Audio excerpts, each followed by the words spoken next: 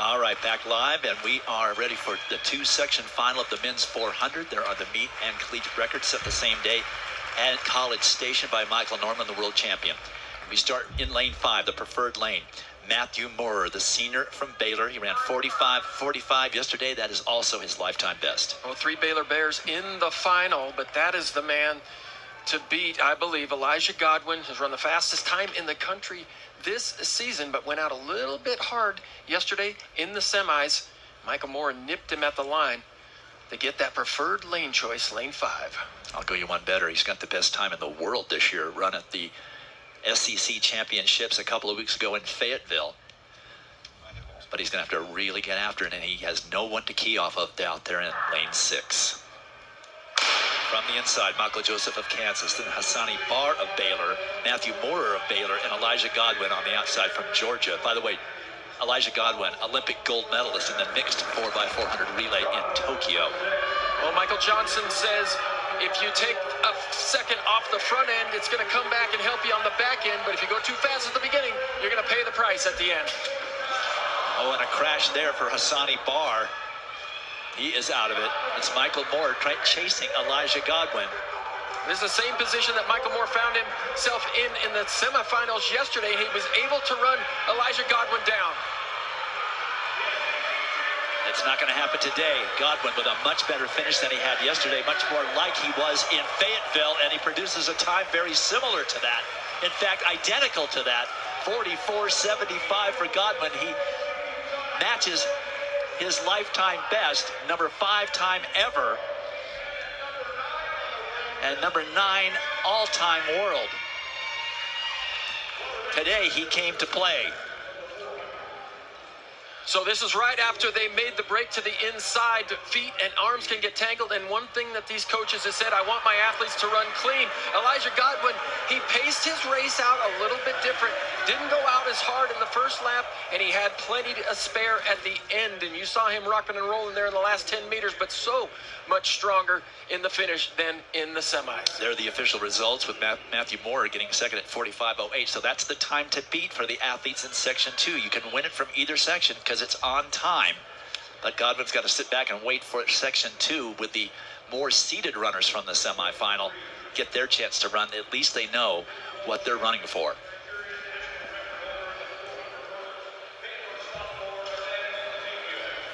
Well, there you see everybody setting up their blocks. Interesting block setup on this track. Lane 6 is quite a bit higher as we see Ryan Willie, the junior out of Florida. Talked to Mike Holloway this morning, and he said Ryan Willie is a second-day guy. He always performs better on a second day of the championships than he does in day 1. And I think it's just a matter of getting in, getting out the nerves, and then coming back on day 2 and settling in and running hard. Just inside of him in the preferred lane 5 because he had the best time in the semis is the senior from Arkansas, Christopher Bailey. Well, I think if there's somebody that's going to challenge Elijah Godwin, it's going to be this young man right here. He's run his fastest times of the season on this track, both in the open and the 4x400 meter relay. If he can get into a groove and he can get in good position with a lap to go, we could see him challenge and go under 45 seconds today. He was third at the SEC meet 2 weeks ago. And he now knows what he has to do if he wants to win the title. You got to go better than 44.75.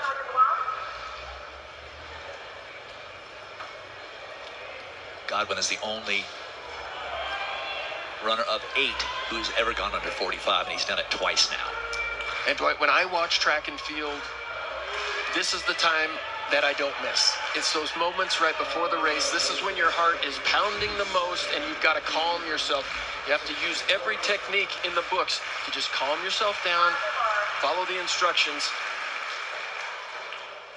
Well, Baylor got some really lousy lane draws for their 3 finalists. 2 guys in lane 3. That's tough for the Bears.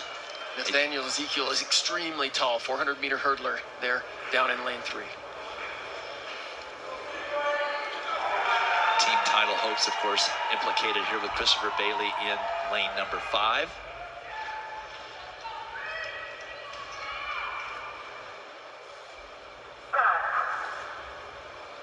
From the inside, Ezekiel of Baylor, BYNUM of Tennessee, Bailey of Arkansas, and Willie of Florida. The time to beat, 44:75. That's the time they're shooting for. All right, Ryan Willie on the outside has gone out extremely hard. This is a little interesting sometimes when you get out there and you have nobody to key up. Sometimes you can push it just a little hard, but clear leader right now with 1 lap to go. Everybody gets to the pole without breaking stride, no collisions. That's always a good thing. So now it's Ryan Willie trying to hold off Christopher Bailey. They know they've got to go faster than they ever have by a good bit if they want to win this title. Willie of Florida in front, Bailey of Arkansas trying to find a place so he can make a move. BYNUM trying to move on the inside is going to be Willie. Now it's a matter of time. He breaks 45, but not fast enough to overtake Godwin. So a personal best for Willie at 44:93 now, the second collegiate under 45 seconds this season. And BYNUM runs 45:30 for second in that section. That's going to probably give him 3rd place overall. Well, what a valiant effort by Ryan Willie here. You can see he knew exactly what he needed to do, and that was just to step up his effort than the previous runs this season. He gave it absolutely everything he had, but look at the composure in the last 15 meters. He really holds it together nicely. Good tempo, good position, crosses the line, but it's just outside of Elijah Godwin's time. Willie breaks 45, has a number 3 time in the world this year, number 13 all-time, but it ends up 2nd place, points for Florida at 8. There are the final results as everyone finished. So you can see there Godwin wins it, 10 for Georgia, Willie 2nd, Matthew